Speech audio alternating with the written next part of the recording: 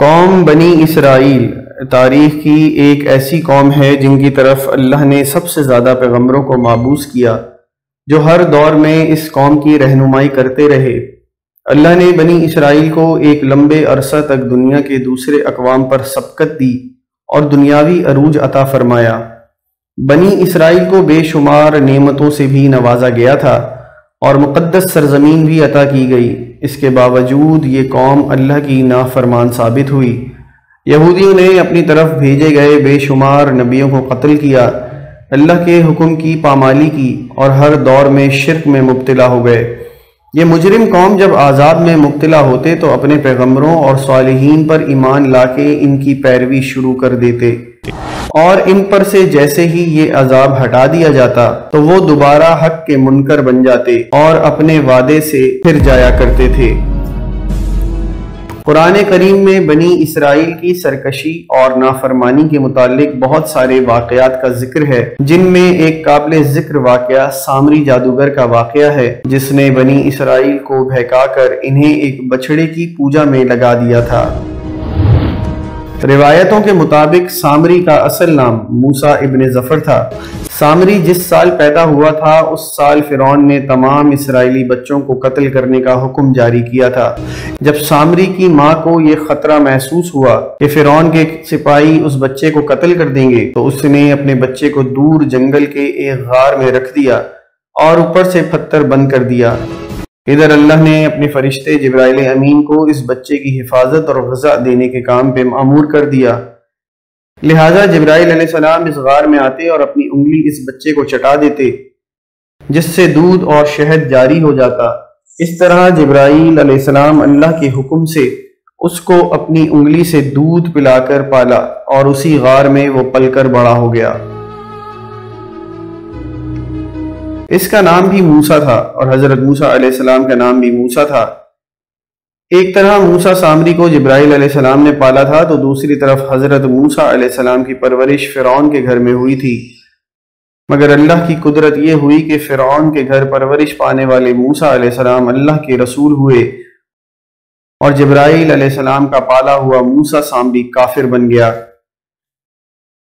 دراصل جب اللہ رب العزت نے بنی اسرائیل کو فرعون کی غلامی سے نجات دی اور فرعون کو اس کے لشکر سمیت دریائے نیل میں غرق کر دیا تو یہ قوم حضرت موسیٰ کے ساتھ وادی سینا میں ہجرت کر گئی۔ وہاں اللہ نے حضرت موسیٰ علیہ السلام سے وعدہ کیا کہ انہیں مقدس کتاب توریت عطا کی جائے گی، جو بنی اسرائیل اور بعد کے آنے والے لوگوں کے لیے ہدایت ہوگی۔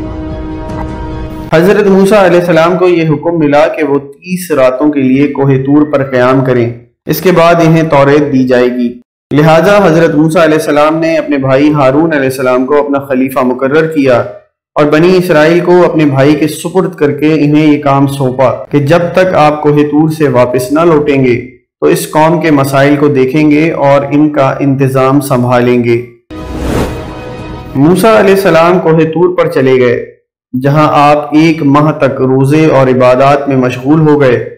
ادھر شیطان مردود کو بنی اسرائیل کو بھٹکانے کا ایک سنہرا موقع مل گیا، لہٰذا سامری نے بنی اسرائیل کو بھٹکانے کا ارادہ کیا۔ موسیٰ سامری بنی اسرائیل کے ساتھ مصر سے ہجرت کر کے ساتھ آیا تھا۔ جب موسیٰ علیہ السلام کو کوہ طور سے واپس آنے میں تاخیر ہوئی اور 30 دن سے بھی زیادہ ہو گئے تو سامری نے بنی اسرائیل میں یہ افواہ پھیلا دی کہ موسیٰ علیہ السلام کی موت ہو گئی ہے۔ اس نے بنی اسرائیل سے کہا کہ تم لوگ اپنے سونے چاندی کے زیورات میرے پاس رکھ دو تاکہ آگے سفر میں یہ قیمتی سامان کہیں کھو نہ جائے، کیونکہ وہ ایک معزز شخص مانا جاتا تھا۔ لہٰذا بنی اسرائیل نے تمام سونے چاندی اسے دے دیے۔ اس نے آگ کی ایک بھٹی جلائی اور تمام زیورات اس بھٹی میں ڈال دیے۔ دیکھتے ہی دیکھتے سونے چاندی پگھلنے لگے اور اس بھٹی سے ایک گائے کے بچڑے کی شکل کا ایک مورتی نکلا۔ سامری کے پاس اس جگہ کی مٹی تھی جس جگہ جبرائیل علیہ السلام کے گھوڑے نے قدم رکھا تھا۔ اس نے جیسے ہی وہ مٹی اس بے جان بچڑے میں ڈالی تو وہ گائے کی طرح آواز نکالنے لگا۔ سامری نے بنی اسرائیل سے کہا، موسیٰ تو اپنے خدا کی تلاش میں طور پر گئے ہیں، جبکہ خود خدا ہمارے پاس تشریف لے آئے ہیں۔ اس نے بچڑے کی طرف اشارہ کر کے یہ کہا کہ یہی خدا ہے۔ اس کی یہ گمراہ کن تقریر سن کر بنی اسرائیل کو اس بچڑے کے خدا ہونے پر یقین آ گیا۔ انہوں نے اس بچڑے کی پوجا شروع کر دی اور اس کے آگے سجدہ کرنے لگے۔ 12,000 آدمیوں کے سوا ساری قوم نے سونے کے اس بچڑے کی عبادت شروع کر دی۔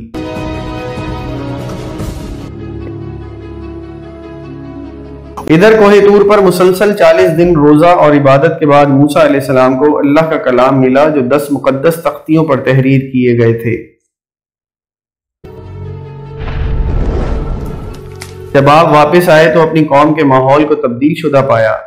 ہر طرف کفر اور شرک کی بو آ رہی تھی اور لوگ بچڑے کی پوجا میں مصروف تھے۔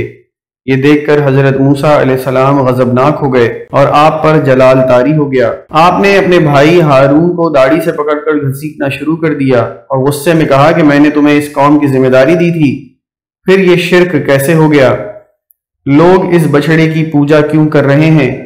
ہارون علیہ السلام نے کہا، اے میرے بھائی، مجھ پر ملامت نہ کرو۔ اس قوم نے میری بات نہ مانی اور مجھے کمزور کر دیا۔ میرے لاکھ سمجھانے کے باوجود یہ اس عمل میں پڑ گئے اور مجھے جان سے مارنے کی دھمکی بھی دی، لیکن میں ان ظالم لوگوں میں شامل نہ ہوا۔ لہٰذا موسیٰ علیہ السلام کا جلال جب کچھ کم ہوا تو آپ نے اللہ سے اپنے بھائی کی بخشش کی دعا فرمائی۔ بنی اسرائیل نے جب موسیٰ علیہ السلام کو دیکھا تو وہ بہت شرمندہ ہوئے اور اپنے اس شرکیہ عمل پر ملامت کرنے لگے۔ موسیٰ علیہ السلام نے سامری سے پوچھا کہ تو نے اس قوم کو باطل معبود کے پیچھے کیوں لگا دیا؟ تو سامری نے کہا کہ میرے نفس نے مجھے اس کام کے لیے مجبور کیا تھا اور یہ میری فریب کاری تھی۔ حضرت موسیٰ علیہ السلام نے اس بچڑے کو جلا کر راکھ کر دیا اور اس کے ٹکڑے ٹکڑے کر کے سمندر میں بہا دیا۔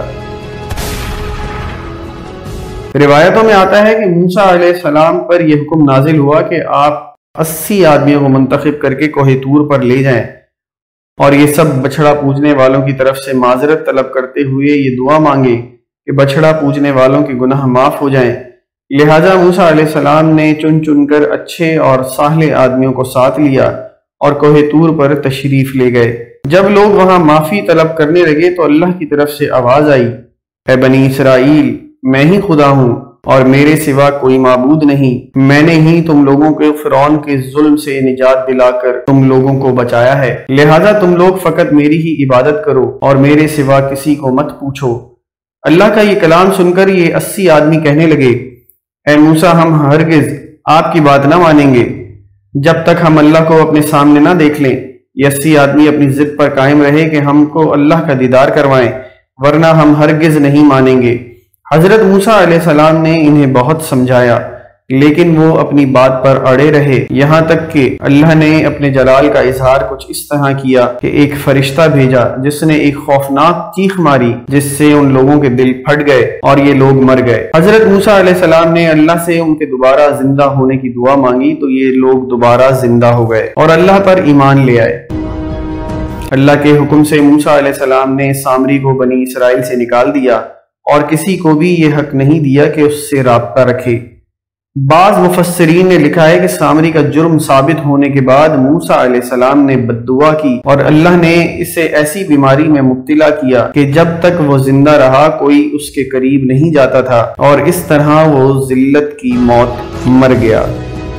آپ کو ہماری یہ ویڈیو پسند آئی ہو تو کمنٹ سیکشن میں اپنی قیمتی آراء کا اظہار ضرور کیجیے گا۔ مزید ایسی ویڈیوز دیکھنے کے لیے ہمارا چینل ضرور سبسکرائب کیجیے اور ساتھ میں دیے گئے بیل آئیکن کا بٹن دبا کر نوٹیفیکیشن کو آل پر کر دیجیے تاکہ آنے والی مزید ویڈیوز آپ تک پہنچ سکیں۔ شکریہ۔